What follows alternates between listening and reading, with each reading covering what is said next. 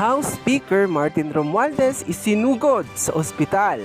Ikinabigla nga ng mga kongresista ang nangyari sa kanilang leader sa Kamara nang mapabalita itong isinugod sa ospital dahil sa sakit sa puso.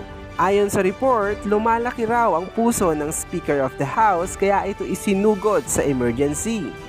At dahil daw ito sa sobrang pagod. Ano nga ba ang dahilan ng paglaki ng puso ng Speaker? At narito ang ilan sa mga larawan niya na kung saan siya ay ina-assist ng mga doktor at nurse. Panoorin natin to.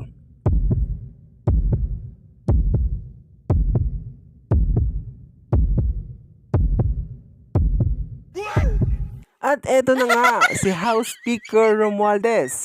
Kuha ito sa isang ospital habang siya ay ginagamot.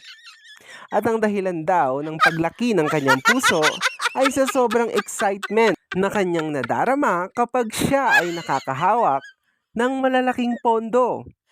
Inatake dahil sa pondo.